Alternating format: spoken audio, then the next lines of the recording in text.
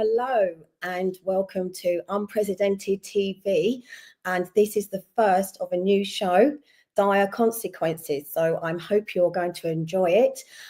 This show is going to be about real people voicing their stories, their issues, and we want to hear from those people.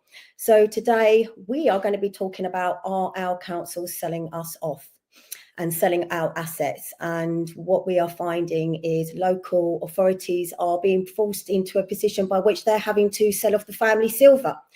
This is happening up across the UK, and these are community lifelines, essentially. They are vital to our infrastructure for the elderly, the disabled, families. And the thing is, if we lose them, once they're gone, they're not coming back. So we're going to be looking at why are these things happening?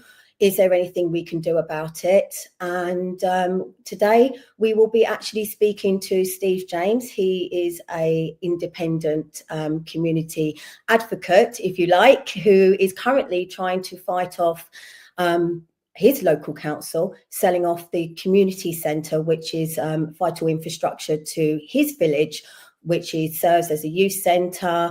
They have the men in sheds, they have clubs for the elderly. So we want to welcome Steve to the show, the very first one ever. Hi, Steve. How are you doing? Hi, Claire. How are you doing? I'm okay. I'm going to say pretty nervous. First show, very impromptu. So we'll see how it goes. It is live. I'll be nervous just for meeting me. Trust me, it's fine. I'm not nervous for meeting you, but no swearing. So we've got you on today to obviously highlight what is, as you are well aware, is happening up and down the UK. But it's obviously currently happening in your borough, in your community, with assets being unfortunately sold by the local council. So if you want to tell me a little bit about what you are currently trying to fight. Okay, so I live in a little borough called London Borough of Bromley, which happens to be one of the biggest boroughs in the whole of the GLA. But I live right on the outskirts of that borough in a little village called Biggin Hill. Some people will know it as Biggin on the Bump. It's been known as all sorts of things. Its history goes back to the very early 1900s when it was a very famous RAF fighter station, and the Battle of Britain, obviously, and so forth. So we're a little bit isolated out here at on the edge of the GLA and on the edge of the borough as well. And we've got some commodities out here which are probably since before COVID, but then COVID obviously killed a lot of things, have certainly been underused and under-maintained. And now we're finding ourselves within a project of the Borough Council of having to, or not having to, that they've decided they're going to dispose of one of our assets, one of our community assets, which I understand the finances. I understand their problem. Their purse is only as big as it's going to be. They're pulling in money on council tax, but they can't make ends meet. I think every London borough is suffering with the same issues right now. I do have a few issues with what they're doing because of where we are located. It only takes a bit of severe rain and all of a sudden we have no public transport infrastructure out here at Biggin Hill. So we're very much reliant on ourselves, hence being called Biggin on the Bump. And we find ourselves now where what the council are doing is rationalising what they deem as youth services and putting it into a family service, into a building that, in my own opinion, I don't think suffices for what's going to be required. And in doing so, disposing of an asset. Now, that asset was actually given to the Cudham Parish Council, who then put it onto the Diocese of Bromley. which is it's known currently as the Spitfire Youth Centre, Spitfire Youth Club, Spitfire Youth Centre. It's not actually a youth centre anymore. It's run by youth services within the London Borough of Bromley, which is a little bit of a misnomer, really, because there's a nursery in there. Yeah. There are some youth services activities, but there are also what was originally known as Men in Sheds, which is some of the senior. It originally started with some of the senior males of the area going in and setting up their own workshop, repairing stuff, making garden furniture and so forth, which has been fantastic. It expanded to she sheds as well, and now becomes sheds. There's an over 60s club there. So it's become what we now call it the Spitfire Community Hub. Okay, and that's important. We realise that that's what it is really now. It's based on the edge of the recreational ground in Biggin Hill. So no matter who uses it, whether it be young children, whether it be youth sort of groups, youth services, or whether it be senior citizens, they can walk off into the park. It's a lovely location. It needs a little bit of work doing on it to renovate it. You can see one of the groups that's actually active with me is Biggin Hill Football Club. Now they play every Saturday and Sunday on the recreational ground there. That's right next to the Spitfire Community Hub. That's an important asset. So that when you actually want some open space, you can go and get some open space. If this was to be taken away from the community, apart from obviously they want to relocate the youth centre for the the teenagers and the young children to a much smaller premises, which is definitely not suitable. How far would people have to travel to find another sort of community centre with all these things available to them? Okay, so the youth here, if they want to go down and use the family centre, and the word is down, there's two areas in Biggin Hill. There's the upper part of Biggin Hill and there's down in the valley. And as a Biggin Hill resident, you'll understand that. But for a lot of people, that doesn't make an awful lot of sense. Effectively, it's a ski jump. It's a hell of a hill to get down. It's also located right on the main road. There is no recreational ground to the side of it where you're talking about them having to go to. Otherwise, they've got to start going into Bromley or into Addington and Croydon, which is actually we're the borough of Bromley. So to go into the borough of Croydon doesn't seem right and so forth. And that could be anyone that's actually currently using the Spitfire Community Hub at this moment in time would have to do that. It isn't conducive to having people. We wanted to start a community cafe in there so that actually people would come in. We were going to do or the idea is that we are going to do, let's put it properly, let's put it positively, that we actually had some banking hubs coming in there. So every Wednesday, we'll say, maybe Barclays and Nationwide will come in. Just send one person. They'll come in, they'll sit down with people, they'll have a cup of tea. They'll invite people. Markets. I mean, it could be used for a lot of things. It could be hired out for weddings, parties, but you can have farmers markets, obviously a food bank, as you said, banking hub, all sorts of things. Why hasn't it been used? Why do you believe it hasn't been used since COVID? Well, we had a meaningful discussion with the council yesterday. And in fairness, Bromley Council have engaged with us. And the decision has been made and voted by councillors. So that makes it a little bit awkward because officers only have a mandate given to them by the councillors. And we asked if we could actually rent it in the interim period, and we were told no. It needs some reparations done to it. It's starting to show signs of wear and tear. There are some damaged areas, and they just believe that if they were renting it out to other people alongside these people that are using it now, that would increase the usage, therefore speed up the dilapidation process, and that's their fear and concern. So that was what we were told was why we couldn't hire it for essentially the last 5 years. But obviously, had it been hired out, it would have obviously generated an income by which it wouldn't have gone into some state of disrepair, would it not? Absolutely correct. And the generation of income is important for that building because it has to be its own life sense, if that makes any sense to anybody, sorry. But it has to be self-sustaining. And that's what we've tried to do as a community. We've got together our what we call the Spitfire Community Group, and there's 9 of us representing the whole demography of Biggin Hill. Biggin Hill has got a population of 10,800 people. It's not a huge village, but it has a disproportionate amount of very young people, and it has quite a disproportionate number of quite senior people because of its location. We're trying to represent that community. And if I'm honest with you, that was given to us as a community. That site, as you see it now, next to the recreation ground, ours is the big building in the middle. That was given by the Douglas family back in the 1930s to the Cudham Parish Council, who then took it on to the Borough of Bromley Dyer. It was given to the community. So it seems a little bit perverse that the council can utilise that to take it away to get money. So what you're saying is it was actually gifted to the community, but now the council have effectively taken ownership to now sell it. They've had ownership for a while, if we look at the definition of ownership.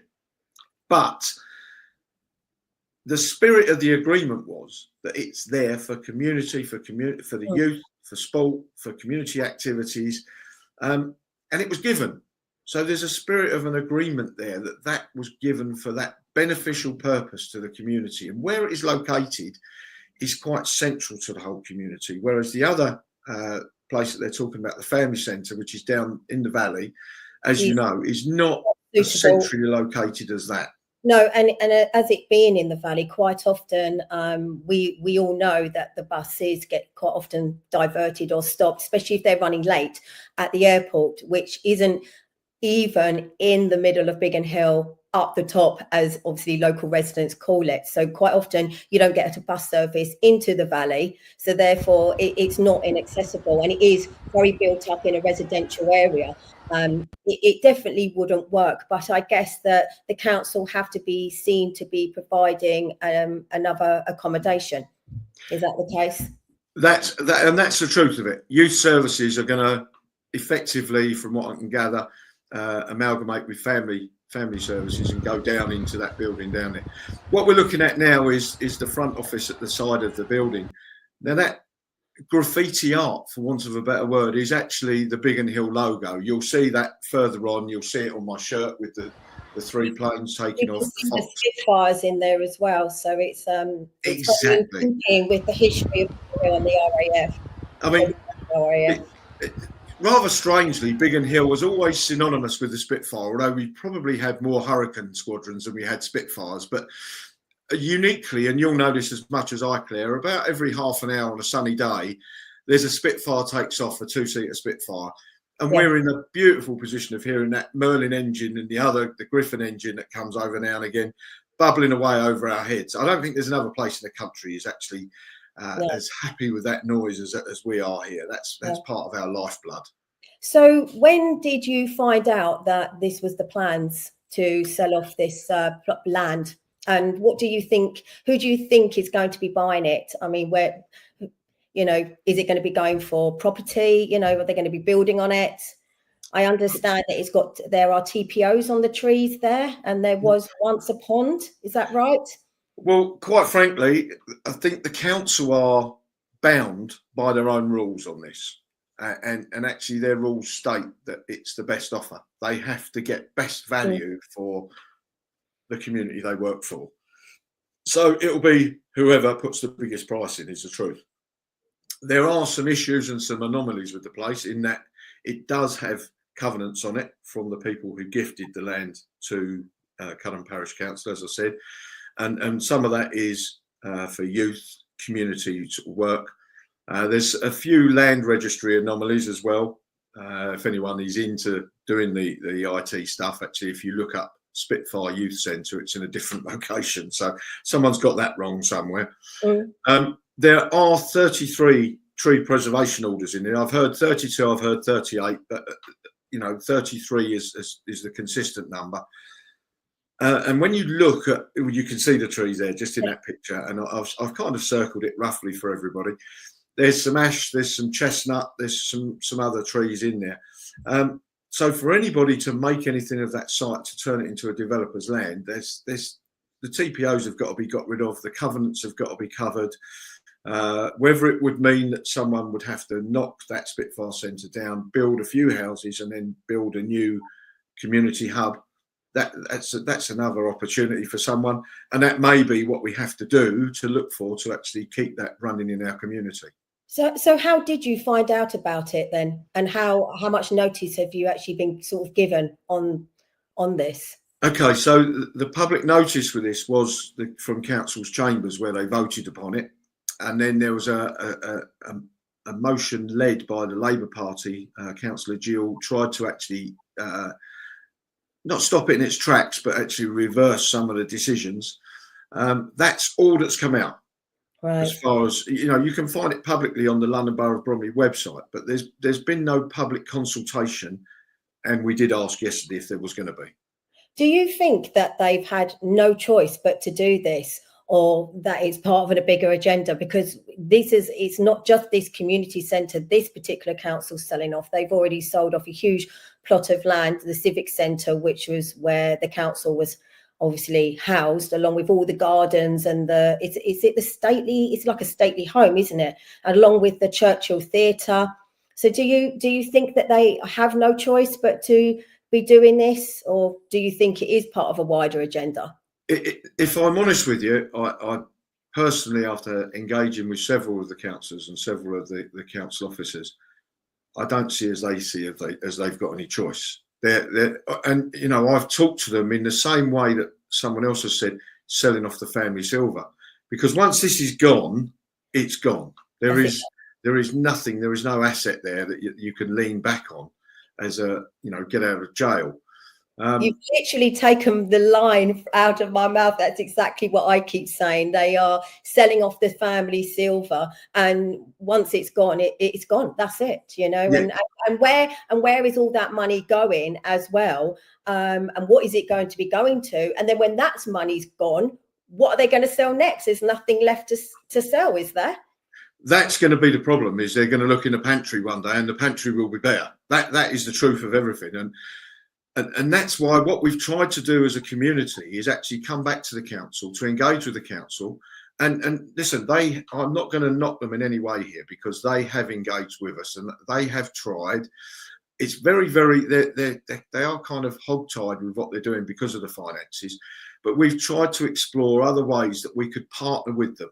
Perhaps do an asset transfer, a short-term lease, where we as the community can actually kind of take the asset over, either share the profits or rent, give them the rent for the building, and actually turn a profit, and then turn that money back into the building, because it isn't being utilised. It's being managed and run by a central council who, if I'm honest with you, have got too many other spiders' webs that they're trying to keep together. So in many ways, for us as a community to run it was almost we'll do this for you almost for free. We weren't going to do it for free. We were going to employ a member of the community to actually do it for us, and get that money back by putting a cafe in there, which again is pulling the people into that building. And it's all about using that building to within an inch of its life, because that's not what it's getting at the moment. And the community up here were fantastic. I know yourself, you have contacts with builders and so forth. We've had a roofing, a glazing, electrical company. They've all said, come on, if you get this for the community, we'll come and we'll do a DIY SOS for us up at Biggin Hill. That's how much it means to not just the community people that use it, but to some of the professional people up here that are prepared to give their time, their money, their skill, their knowledge, their experience to help us keep it. And I'm guessing that this proposal and all of this has been put to the council. Oh, it has indeed. And the council's answer is there is no wiggle room on this. It's either sold or it's a long-term lease. And why is that? What are they giving you reasons for that? Need the money. They just want rid of it. Well, it's going to cost them to renovate the building. It's going to cost them to do the other building, and they're going to use the money from in theory, they're going to use the money from the disposal of that building to change and renovate the other building. I personally think it should be the other way round. You know the area, and I'm sure you feel the same. But I have heard that they want to extend the other building, but if you look geographically, the land that other building's on, I can't see how they could possibly extend it any further, because it's a very small plot of land that it's on, isn't it? They can extend it a bit, but they can't take away the fact it's in the middle of a housed area, a residential area. Whereas if you look at what we've got there with the Spitfire, actually there's 5 little cottages at the back, but effectively it's only neighboured by 1, 2, 3 houses. On its rear side, it's got the recreational ground. On the front side, it's got quite an arterial route through the town, not the main road, admittedly, but that has minimal effect on everybody around it. Whereas the other one is a small building, probably not much bigger than the size of a decent sized detached house, and it's surrounded by residents. There's no pulling area, there is no car park area. I personally think it's fraught with issues, as well as being somewhat isolated in comparison to this place. Do you feel that your proposal to the council could actually work, though, and feel that with a bit of time, and obviously the community also putting together, you mentioned about, a DIY SOS thing, on a small kind of budget, you could get this sort of up and running. It could be advertised and generate an income that could actually sort of in a way support itself, but give the council an income as well. Because there is the question, really, as we just said, once they've sold off everything they own throughout the borough, because it's not just this community centre, there are, I believe, 2, maybe 3 others that in the borough that they are also selling off, along with all the other things. Once that money's gone, where are they going to get this money from? Wouldn't it be better to keep hold of these things, these assets, like the community centre, give it a chance to actually generate an income that's consistent? Then they're always getting that income coming in and something to fall back on. It doesn't make sense to me, because if you're going to be thinking about long term for the community and the people in your borough, because I always feel that's what it should be about, isn't it worth giving that a chance to see whether it would work? Because, as I said, long-term income is going to be better than selling it off, and then that money, in a very short period of time, is gone. Absolutely. That money is pennies. Whereas, if we were turning a profit there and we were sharing a profit with them, or we were paying them a rent, that's a continual income, and they still hold the asset. That's the truth of it. So, whilst you're renting me your tiara, I've still got the gold and the diamonds, right? Yeah. And that's where it comes from. I think their worry, and a major worry for them, is the state of the building. But that, and on its own, if we could indemnify that as the community and say that we will put that right, we will then look after it and maintain it. Firstly, they're still the landlord, and there still is a liability or responsibility on them, but we would indemnify them with that. That brings the community in the doors. And even someone that wouldn't be using that centre is going to be building a new roof. At that point, their children will then use the centre, because everybody's aware of it. And what's happened is, over the period of the last 5 or 10 years where it hasn't been used, that's kind of gone into the back of people's minds. So many children went to Honey's nursery, or Busy Bees as it started off. So many kids go there now.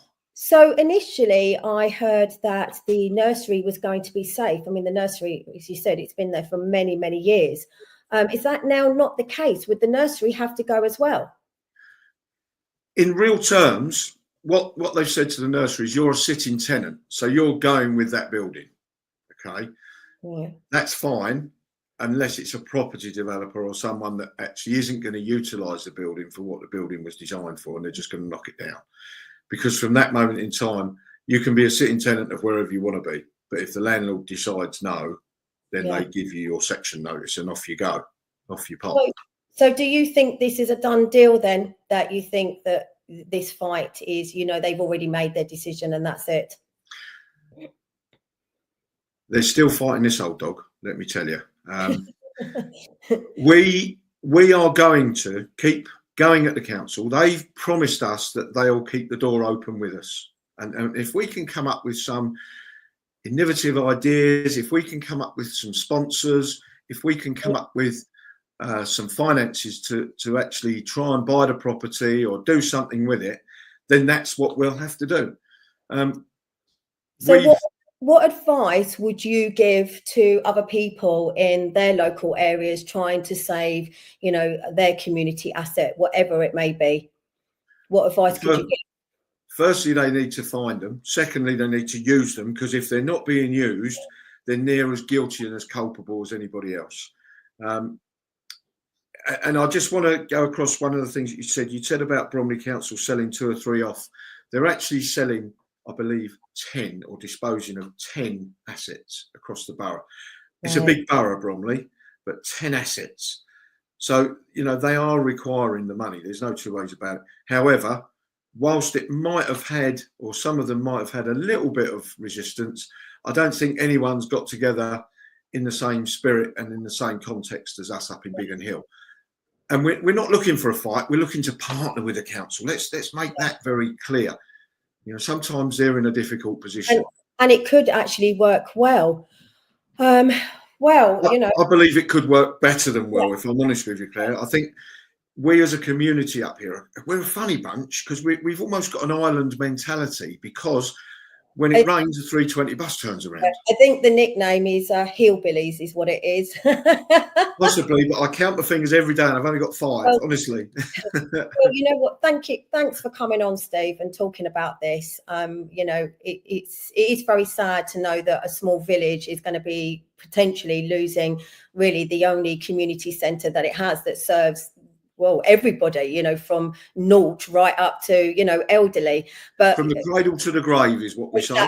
Cradle to the grave. Yeah, and as we know, this is happening all up and down the country. So thank you so much for coming on today and highlighting this issue that is going on everywhere. Thank you for giving me time, Claire. It's been a pleasure. You're welcome. So there you have it. You know, and not a lot of people may be aware of these things that are happening. And as Steve said, you need to look for them, because up and down the country, our local authorities are quietly selling off our community assets that really they probably shouldn't be allowed to do. You know, it's very sad, because they are a lifeline for all ages, you know, from the disabled, elderly, you know, the children, families. And, you know, if we can't start to fight back and try and save these assets, then really we're not going to have many left. So thank you for tuning in. This is Dire Consequences. It was the first one. I was quite nervous about it.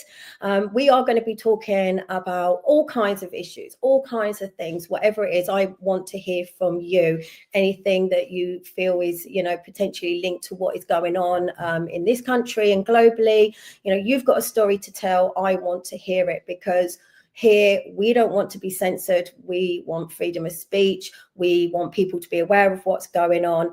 But most importantly, please stand strong, keep the faith, and keep shining the light.